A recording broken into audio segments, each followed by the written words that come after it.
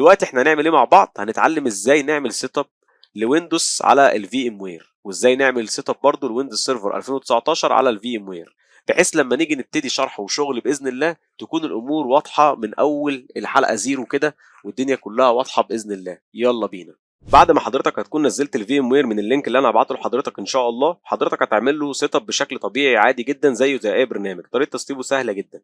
بعد كده هتفتحه وهيظهر لك الهوم بيج. احنا شغالين ان شاء الله على ورك ستيشن برو 17. عندنا الثلاث خيارات دول، مش هنتعرض غير للخيارين دول بس اثناء الكورس ان شاء الله. كرييت هو انك هتعمل كرييت لفيرتشوال ماشين جديده، انما اوبن ا فيرتشوال ماشين باينه طبعا من معناها ان حضرتك خلاص عملت كرييت للفيرتشوال ماشين وعايز تفتحها، فبتدوس على اوبن فيرتشوال ماشين. طيب احنا هنختار دلوقتي كرييت ا نيو فيرتشوال ماشين. دلوقتي هو هيسالك ايه الكونفيجريشن اللي انت عايزه. هل عايزه هو اللي يظبط لك الكونفيجريشن اوتوماتيك، ولا انت اللي هتعمل بنفسك الكونفيجريشن؟ احنا هنختار كاستم، ونحب ان احنا اللي نظبط الكونفيجريشن لنفسنا. انا بفضل دايما كاستم الصراحه، وهندوس نيكست.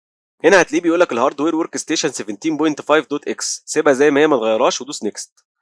بعدين هنا هنختار I will install the operating system later، علشان احنا بنحب ان احنا نعمل كونفيجريشن للفي ام وير لوحده، وبعد كده كونفيجريشن للاوبريتنج سيستم اللي احنا هنحطه على الفيرتشوال ماشين ان شاء الله لوحده برضه. فمش هنختار الايزو اللي احنا نزلناه دلوقتي، لا احنا هنعمل I will install the operating system later، بعدين هندوس نيكست.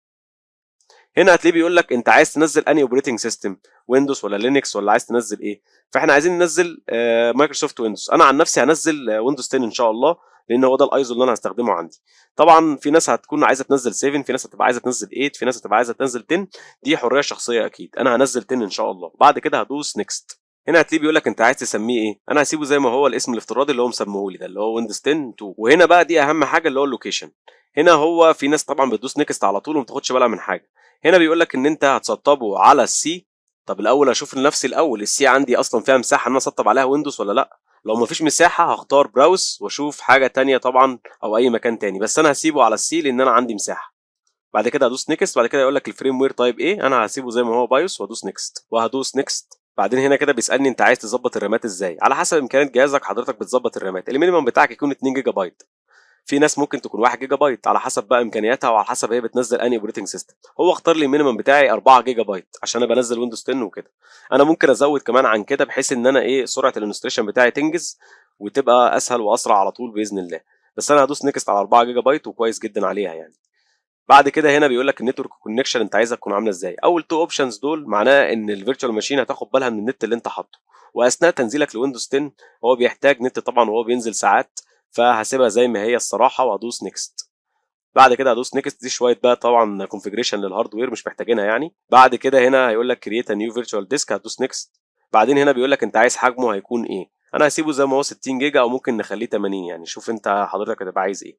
هدوس نيكست. نيكست. بعد كده دي كل الكونفيجريشن اللي احنا لسه مظبطينها سوا وهندوس فينش. فزي ما حضرتك شايف كده دي الفيرتشوال ماشين الجديده. وافرض بعد ما حضرتك ما دوست فينش عايز تعدل شويه حاجات تاني في الميموري او في البروسيسور او في الهارد ديسك او في اي حاجه من الحاجات دي، هتدوس على اديت فيرتشوال ماشين سيتنجز. هيفتح لك الصفحه دي وبيقول لك لو انت حابب تعدل اي حاجه ممكن تعدل. طبعا من ضمن الحاجات اللي احنا محتاجين نعدلها دلوقتي هو ان احنا نحط الايزو، عشان احنا قلنا له من شويه ان احنا مش عايزين نعمله دلوقتي. فهندوس على سي دي دي في دي وهنختار يوز ايزو ايمج وبعدين براوز، ونشوف مكان الايزو اللي احنا نزلناه علشان نحطه ونعمل له سيت. بعدين هندوس اوكي.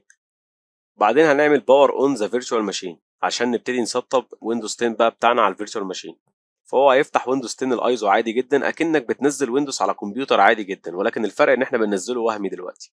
طبعا هنا بيقول لك اختار اللغه، فاحنا هنسيبها انجلش زي ما هي وهندوس نيكست. بعد كده انستول ناو. طبعا هنا بيقول لك دخل السيريال نمبر واحنا مش معانا السيريال نمبر، فهندوس اي دونت هاف ا برودكت كي.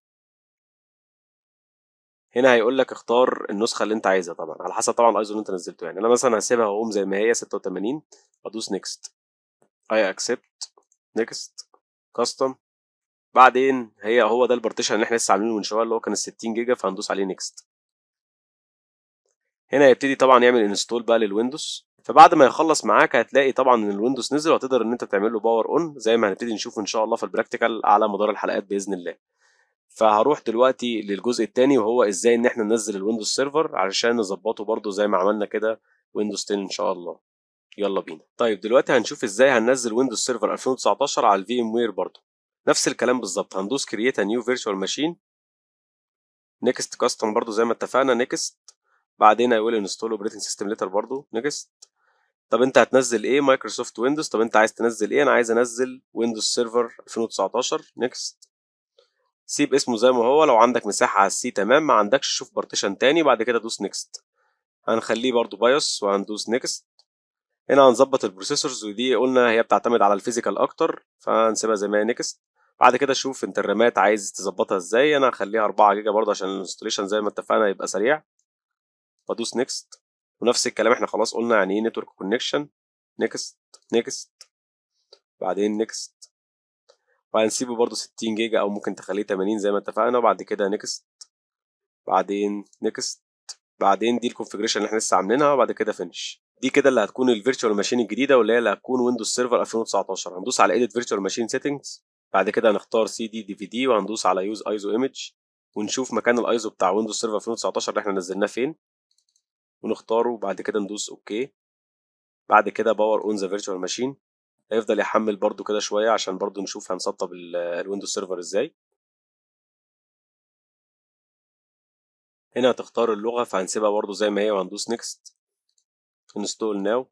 دي اهم خطوه بقى في تنزيل ويندوز سيرفر 2019.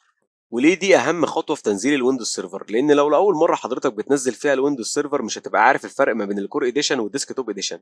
الفرق ما بين الكور اديشن والديسك توب اديشن زي الفرق ما بين لينكس والويندوز العادي. اللينكس بيكون معتمد اكتر على التيرمينال وتنفيذ الاوامر عليه علشان نعرف نتعامل معاه.